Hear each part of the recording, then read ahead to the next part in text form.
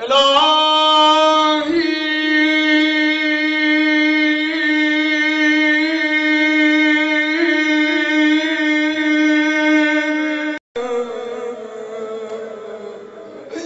کجا که مملکت تو نباشد، کجا که حکومت تو نباشد.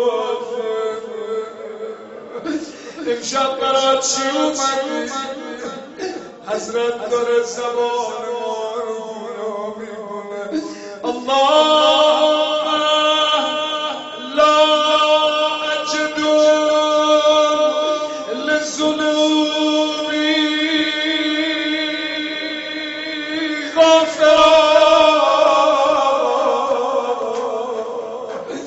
خدایا غیر تو کسی منو نمیبخشه.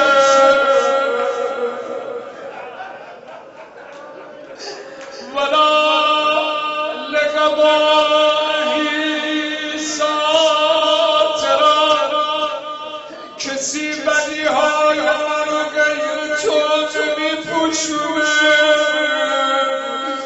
اگه این مردم میفهمیدن هر کسی چیکار است، خود مولا علی فرمود از شدت نفرتم همدیگر رو دفن نمی‌کرد.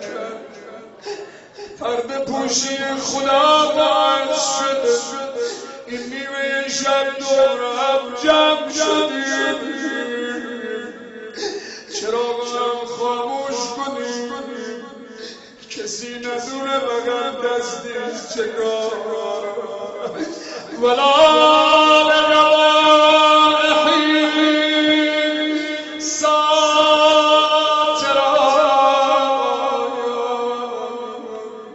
عجب خدایی، هم گناهاتو میامرزه، هم بدیاتو میپوشونه، هم بغل شیء من عملی القبیل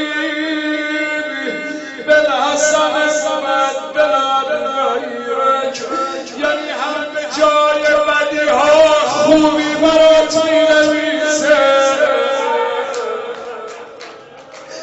لا اله الا الله. حالا هر کی میخواد خودشو معرفی کنه. بسم الله. تا اینجا خدای مهربان رو معرفی کردی، از اینجا به بعد خودتو معرفی کن. خجالت نکش، خودش تک تک منو بینویسه. سلام تو نفسی، سلام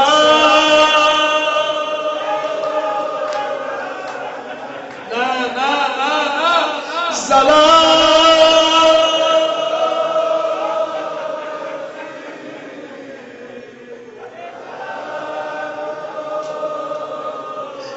حالا دست گدایی بالا بیاد. چقدر قشنگ باشد زدی، هم محبوب تو معرفی کردی، هم خودتو معرفی کردی که روسیا حالا میگاد به همه ملائکه افتخار کنید. جای ملائکه ببینید شب جمعه اول محرم من چقدر مشتری داره. هر کی مشتری عفو خداست فریاد بزنه. الهی